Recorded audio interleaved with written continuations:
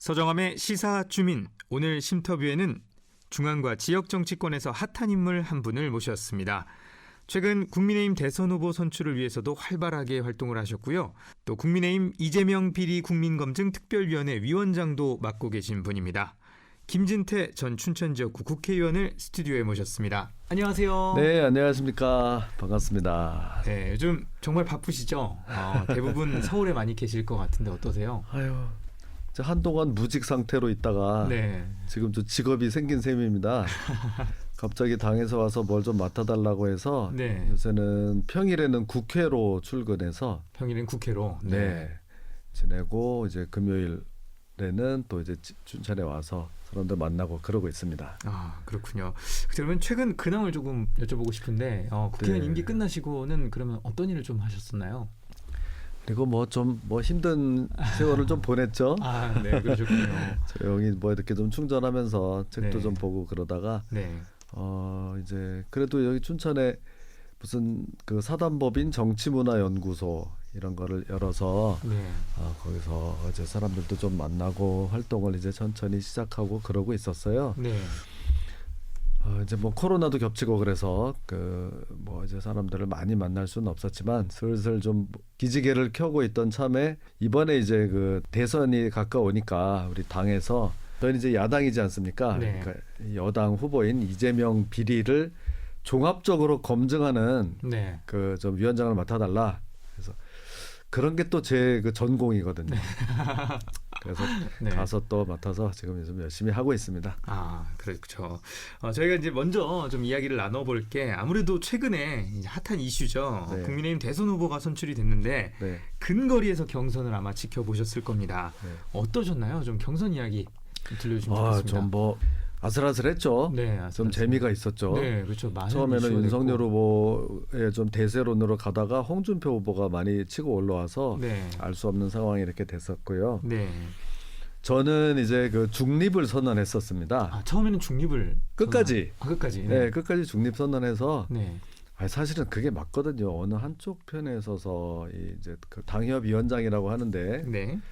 춘천을 맡고 있는 사람으로서 어느 한쪽에 서는 게 좀 그래서 중립을 선언하고 또 저는 이렇게 무슨 후보 검증을 맡아달라 이런 제의가 그동안에도 몇 번 있고 해서 네. 뭐 겸사겸사해서 중립을 선언했고 네. 실제로 중립을 지켰고요. 네. 근데 이제 뭐 윤석열 후보가 또 이렇게 우리 이제 당의 후보가 됐기 때문에 이제는 이제 다 같이 힘을 합쳐서 네. 또 도우려고 그렇게 하고 있습니다. 그러면 이제 앞으로는 어떤 계획을 가지고 계시나요? 이제 캠프에서 많은 역할을 하시게 될 것 같아요. 네, 지금 이제 이렇게 대선 후보가 결정이 되면 네. 그 선대위 그렇죠. 선거대책위원회를 구성하는데 거기 들어가려고 뭐 막 이제 그러는 눈치 보고 하는 그런 분위기예요. 네.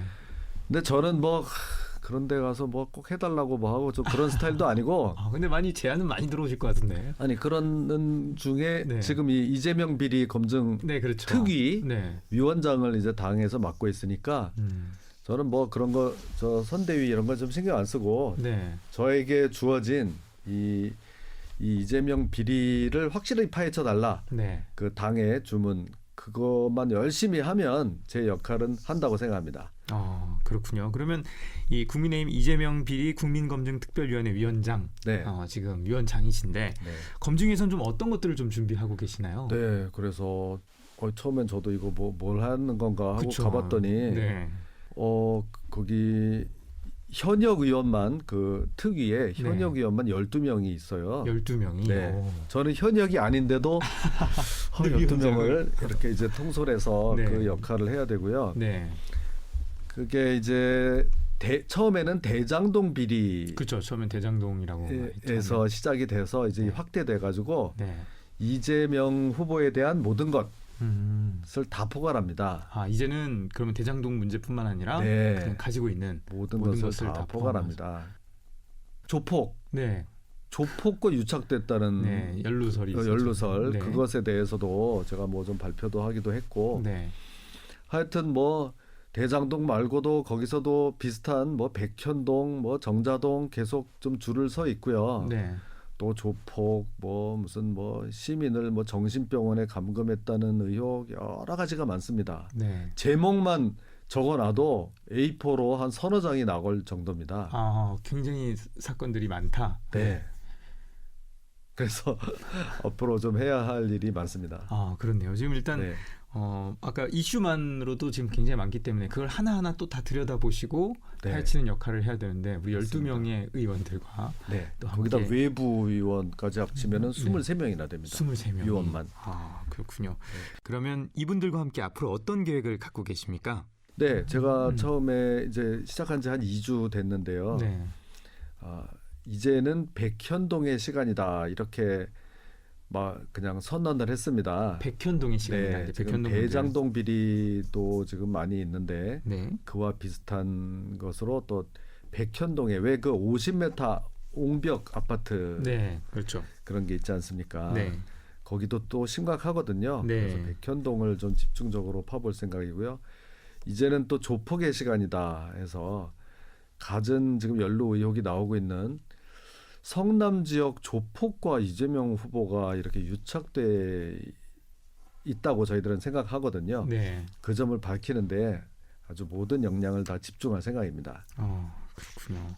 그러면 굉장히 또 앞으로 우리 김진태 위원장의 이름이 많이 오르내리겠는데 언론에서 아니, 저는 사실 좀 네. 이렇게 알고 보면 부드러운 사람인데 그 항상 맞는 역할이 왜 그럴까요? 맨날 이거 뭐 저격수 네, 특공 특공. 이번에도 뭐 이름은 뭐 이렇게 국민검증특별위원장이지만 사실은 특공 대장이거든요. 그렇죠. 이재명 저격수다 이렇게 뭐 붙여주기도 네. 할 거고 이름이. 그래서 저 그러면 개인적으로는 사실 좀 손해예요. 맨날 이런 거를 하는데 그래도 왜 이렇게 좀 당에서 좀 할 사람이 없는지 굳이 저한테 시키는지 잘 모르겠습니다.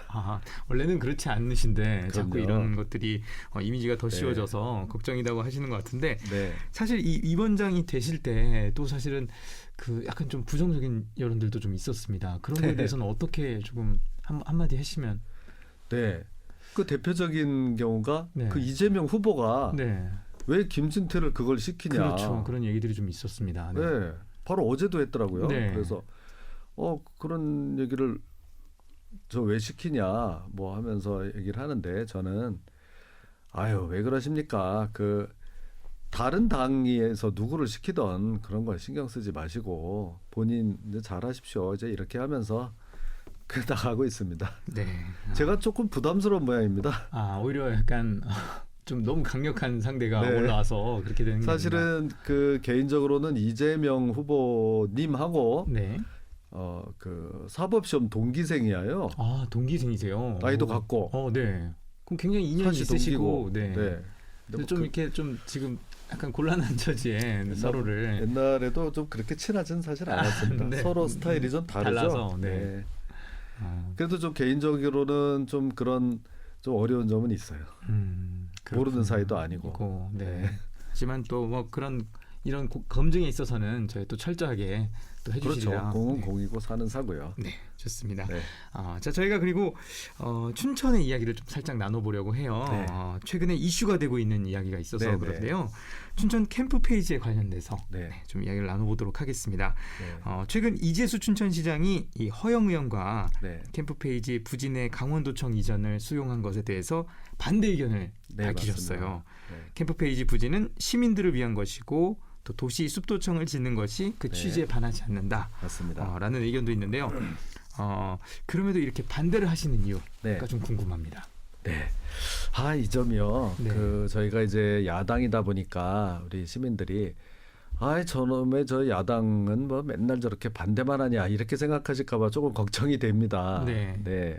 근데 이거는 정말 반대할 수밖에 없는 이유가 있습니다. 이 춘천의 캠프 페이지 부지는 벌써 10년 전부터 그 많은 그 고민 끝에 우리가 이제 시민 공원으로 하기로 네. 해왔는데 이제 와가지고 갑자기 거기다가 도청을 세운다고 하면 이게 좀 뭐 다 이게 헝클어지는 거거든요. 그렇죠. 네. 저는 정말 그 애착도 많고 네. 캠페이지를 어떻게 할 것이냐에 대해서 네. 그동안 시민들과 함께 많은 고민을 해왔었습니다. 거슬러 올라가면 10년 전이면 이제 제가 그 국회의원 되기도 전부터 이제 시작이 돼서 국회의원을 2번 했으니까 8년 동안 여기에 대해서 이제 고민을 해왔는데요. 우리 춘천에도 그 왜 미국 뉴욕에 가면 센트럴 파크라고 그쵸. 그 뉴욕 맨하탄에 네. 큰 그 공원이 있어서 그게 아주 전 세계적인 관광 명소가 됐는데 우리 춘천에도 그런 걸 한번 해보는 게 어떠냐. 그러니까 사실 처음에는 시민들 중에서도 우리가 강원도에 뭐 나무가 숲이 없어서 조금만 나가면 산이고 한데 뭐 굳이 도심에 꼭 그런 거를 할 필요가 있겠습니까? 이러는 분들도 없지는 않았습니다. 네. 그래서 이제 제가 그런 거를 좀 설득도 하고 아닙니다. 그 밖에 있는 뭐 대룡산에 있는 숲하고 우리 또 가까이 가볼 수 있는 숲하고는 이게 다른 다르다. 겁니다. 네. 그리고 이렇게 중요한 우리 도심에 알토란 같은 54만 평방미터 가서 우리에게 선물처럼 이렇게 떨어졌는데 여기에다 뭐를 짓고 해서 콘크리트 숲으로 만드실 겁니까? 거기 멋진 그 녹지 공간으로 해서 우리 후손에게 물려줍시다. 이렇게 했더니 또 많은 분들이 공감을 해주셨어요. 네. 그래서 몇 달 전에 어떤 언론사에서 여론조사를 했는데요. 그렇게 시민공원으로 하는 게 좋겠다는 의견이 49%고요. 네. 거기다 행정타운을 짓자. 음. 는 의견은 10%밖에 안 됐었습니다. 여론조사 여론조사에서도. 자체가 네. 네. 거기 이제 나무 심고 뭐 오솔길 해서 시민의 휴식터로 이렇게 만들면 여러 가지로 좋고요. 자, 이제 그렇게 만드는 게 어떤 이제 이 공무원의 시각에서는요. 네. 그게 쉽지가 않은 겁니다. 음. 거기를 그냥 나무 심고 공원으로 만든다는 거는 공무원의 시각에서는 아무것도 안 하는 거예요.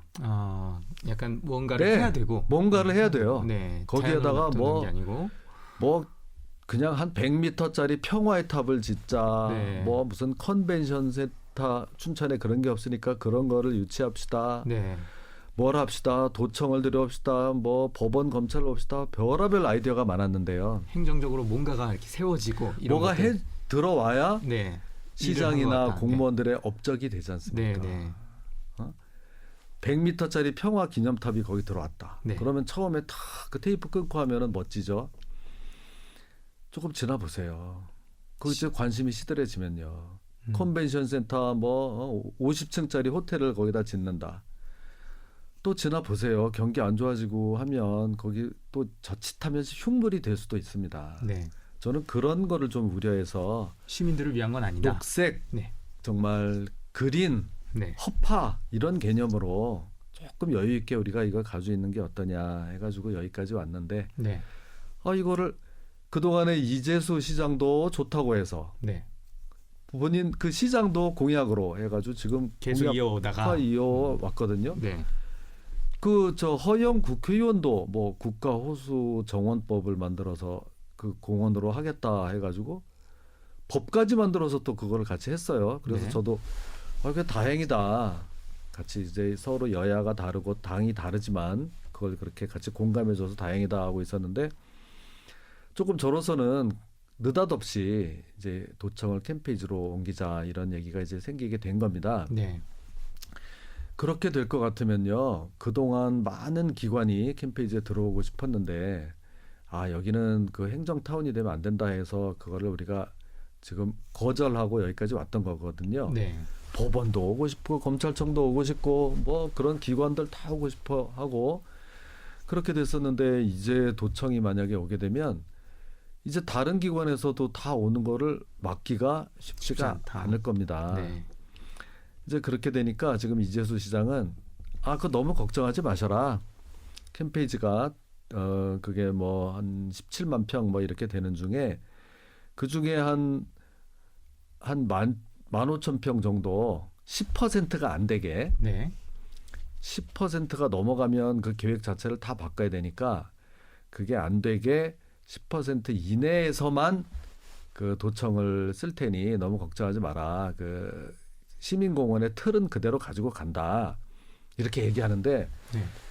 저는 이재수 시장의 말을 믿는다고 하더라도 그거는 네. 현실적으로 지켜지기 어려울 거라고 봅니다. 그 정도도 네. 왜 왜냐하면은요. 의구심을 가지시는 거죠? 네. 그 정확히 5만 4천 평방미터 내에다가 지어야 하는데요. 네. 그렇게 따지면 네. 그 안에 비좁아서 짓기가 힘듭니다. 네. 지금 도청이 좁아서 새로 지어서 옮겨간다고 하는데 네. 지금 있는 정도의 부지밖에 안 나오는 거예요. 땅으로는 그거보다도 더 적을 수가 있습니다. 네. 그러면 뭡니까? 좀 널찍하게 하려고 그래서 하는데 그 좁달막한 데 들어가서 그게 지켜지기가 힘들 거다. 그런 생각이에요. 네. 이 도청이 1957년도에 지어졌습니다. 네. 우리가 64년을 썼는데 이제 좀 해서 이거를 옮겨가려고 하면 조금 널찍한 데로 가서 제가 어디라고는 네. 말씀하시기 말씀 어렵죠. 네, 아직 지금. 안 드리겠습니다. 또 네. 다른 또 갈등을 네. 소지가 될까봐. 네. 어쨌든 지금보다는 좀 더 쾌적하고 그런 그렇죠. 곳으로 조금 널찍한 데로 가야 되는데. 이렇게 해서 네. 좀 이 도시 우리 춘천이라는 도시의 균형 발전을 끌고 갈 수 있게 네. 견인차 역할을 해야 되는데 이미 잘 닦여져 있는 그 아주 한복판 그것도 공원으로 하기로 해서 이미 뭐 다 그 작업이 진행 중인 거기에 도청이 싹 안고 들어온다고 하면은 당장은 편할 수가 있어요. 네. 산을 깎을 일도 없고 뭐 할 일도 네, 없고 이미 어느 정도 다 돼 포도 돼 있는 있고. 거기에 싹 네. 들어온다 그러면 당장은 편하지만 너무 답답하게 되고요. 이 춘천이 더 뻗어나갈 수 있는 그런 길은 좀 막히게 된다고 생각합니다. 좋습니다. 우리 춘천 캠프 페이지에 대해서 우리 김준태 위원장의 또 이야기를 한번 들어봤는데 제가 질문을 네. 하나 더 드리도록 하겠습니다. 아까 대장동 이야기를 검증위원장이 되셔가지고 지금까지 조금 밝혀진 것들도 좀 있을까요? 저희들 와서 그 백현동에서 네. 정말 터무니없는 그 건축 허가가 났다는 사실. 백현동에서 네, 터무니없는. 네. 아마 전 세계 이런 그 공동주택 건축 역사상 기록을 새로 써야 될 정도로 네. 그 용도 변경을 무려 6단계를 해줬습니다. 네. 쉽지 않은 일이죠. 예, 자연 네. 녹지에서 준주거 지역으로 가기까지 6단계를 해줘서 엄청난 특혜를 줬다는 사실, 막 이런 것도 좀 우리가 밝혀서 시민들께 알렸고요. 네.